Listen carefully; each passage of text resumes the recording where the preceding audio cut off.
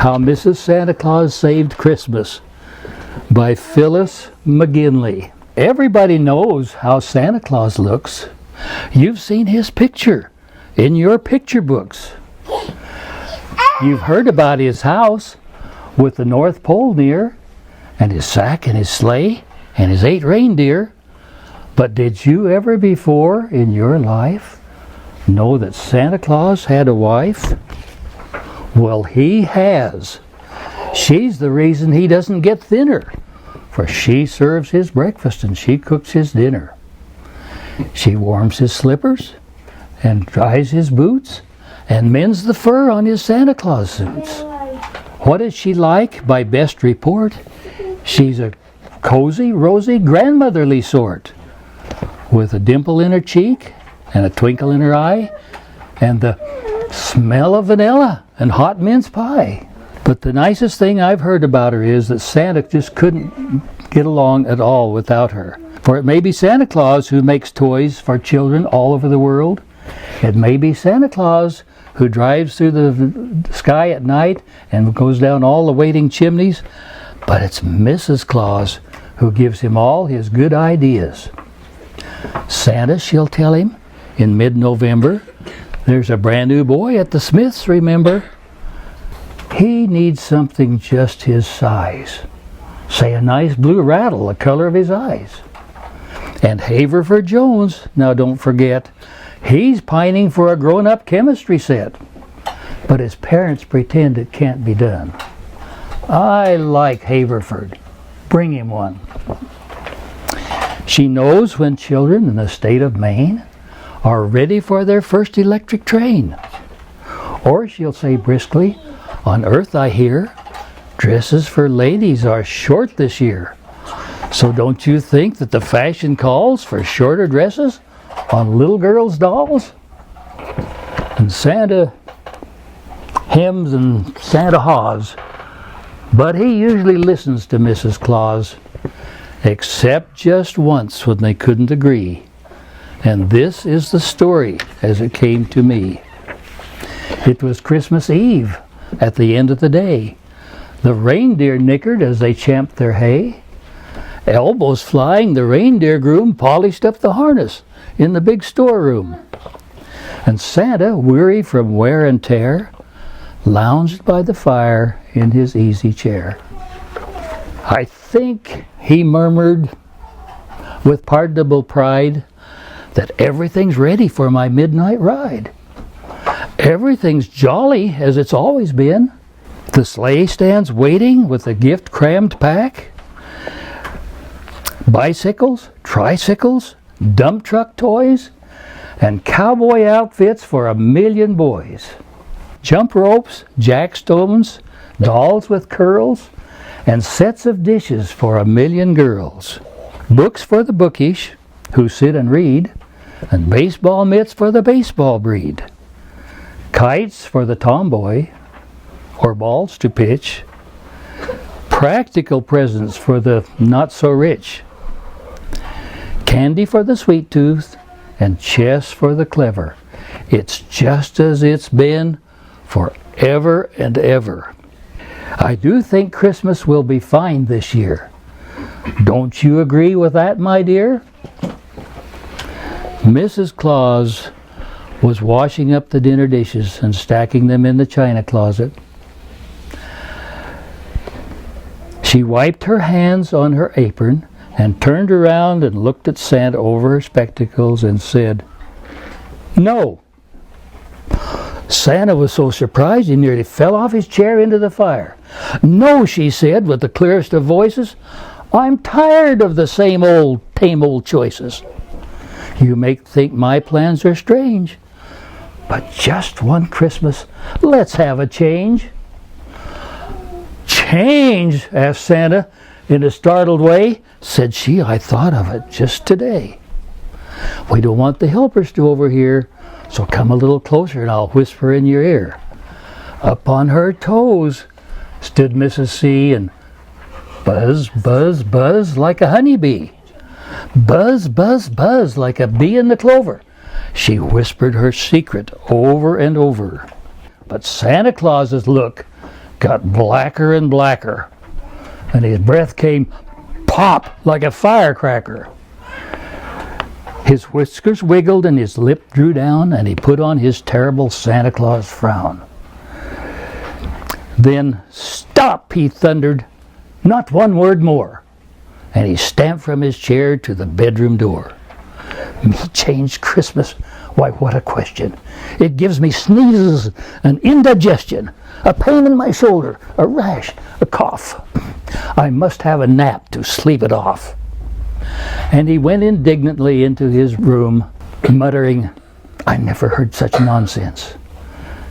And the door closed behind him, and Mrs. Claus heard the bed creak as Santa threw himself upon it. She finished sweeping up the kitchen, and then she picked up her crocheting and sat calmly, waiting for the time for him to go. As Santa went to his room, he said, "The clock says there's plenty of time till midnight. I can get in a nap." But he was sleeping so soundly that Mrs. Claus got to worrying about him. At 10 minutes after 12, the groom phoned Mrs. Claus from the big storeroom and said, "Where is Santa? He's late. The reindeer wait while the children dream in their beds. He's late. Already the stars are a silver warning. Doesn't he know it's Christmas morning?" Tap. She tapped on his bedroom door. Tap, tap, tap. And one tap more. But poor tired Santa, worn to a splinter, slept like a bear holed up for the winter. Slept like a porcupine curled in a queue. What was a wife to do? She put down her needle and wound up her thread and gave a toss of her merry head. Then half to herself she said, "This may shake him, but didn't he tell me I shouldn't wake him? I have the addresses, I know the way, and somebody has to drive that sleigh." On went the muffler about her throat. On went the big red fur-trimmed coat. Though it seemed like a giant size too wide, she belted it around her, a pillow inside. On went the big boots, and on went the cap. She picked up the gloves and a Christmas map. And she rummaged in the cupboard till she found therein a false set of whiskers to fasten on her chin. Till you couldn't have told with a casual stare that it wasn't Santa Claus standing there. And maybe the reindeer sensed a change. And maybe the groom may have thought it strange that never a word passed Santa's lip as he climbed in the sleigh and cracked the whip. But before they could ask or pause, into the air flew Mrs. Claus. There she goes.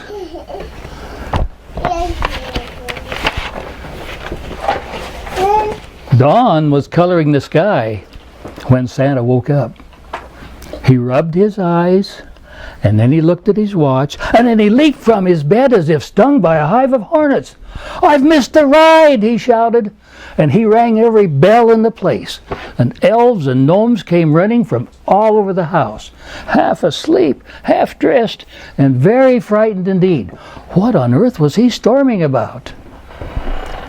"By the stars in the Dipper, by the Milky Way, who let me sleep till Christmas Day? 1,000 years and never amiss. How will the children forgive me this? I'm ruined. I'm finished. And all because they'll give up depending on Santa Claus." "But, sir," cried the groom, "it can't be so. I waved goodbye to you hours ago. With the deer in the sleigh and the gift crammed pack, and look, there you are now, sir, coming back." His mouth fell open with a foolish grin as the reindeer team came jingling in. And gay as a sparrow, though twice as stout, a little red figure climbed stiffly out. I must admit they were hard on me, all those chimneys, said Mrs. C. The saint was taken by such surprise, he could merely mumble and blink his eyes. Then he roared so loud the roof got quivery. You mean to say you made delivery? You drove my reindeer? You steered the sleigh? Then heaven help children on earth today. Now, Santa, said Mrs. Claus quietly, wait till I get this big old coat off and I'll explain. And she pulled him down into his chair and said, after all, you told me most particularly I wasn't to wake you up. Though now that you've asked me, I must confess, it's an odd sort of Christmas, more or less. I wasn't quite sure how you had things fixed up, and maybe I got some addresses mixed up. Yet anyhow, Santa, she said and smiled, I did leave a present for every child. Skis for the bookworms. Books to read on rainy Sundays for the baseball breed. For girls with nothing but dolls on hand, nice red dump trucks for dumping sand. Nice soft pandas, huggable and fat, for little boys waiting for a cowboy hat. Useless presents, extravagant and funny, for children with never a cent of money. Practical presents for those more rich, and for studious fellows, balls to pitch. Ribbons for the tomboys, jacks for their brothers, and electric trains for fathers and mothers. Chess for the sweet tooth, and candy for the clever. It's not what it's been forever and ever. But I did bring a rattle just his size for that boy at the Smiths with the new blue eyes. And I promise you one thing I didn't forget, Haverford Jones's chemistry set. Alas, moaned Santa, hands to his face, I'll never recover from this disgrace. Glance at the earth, and you're sure to see children crying by the Christmas tree, children sobbing till they wet their sleeve for gifts expected they didn't receive. Listen, you hear them? Leagues around, up from the earth came a curious sound. A sound like the surge of waves on the shore, first a ripple and then a roar, till the North Pole trembled both fore and after. But it wasn't weeping, it was children's laughter. Giggles and gales and peals of mirth from startled children around the earth. Gusts of merriment, cheers, applause. Thank you, Santa Claus, for bringing last night through the dark and the cold the wish of our hearts we had never told. Santa stared at Mrs. Claus for a long, long time without a word. Then suddenly he began to laugh too. He laughed so hard she had to tap him on the back for fear he would choke. And he laughed so loud he sent snow sliding down the window panes. And finally, when he could speak once more, he said stoutly, Merry Christmas! And Mrs. Claus said Merry Christmas back. By the wild north wind, he chuckled then, I can take a joke with the best of men. We needed a change, or I'm a dunce. All right, my dear, we've had it once. But after this, leave the ride to me. I'd be delighted, said Mrs. C. And they and the helpers sat down to breakfast of bacon and eggs and sausages and fried chicken and hot cakes with maple syrup and marmalade and currant jelly and plum pudding. But Mrs. Claus was so tired from climbing down chimneys all night, Santa had to get supper that night for himself.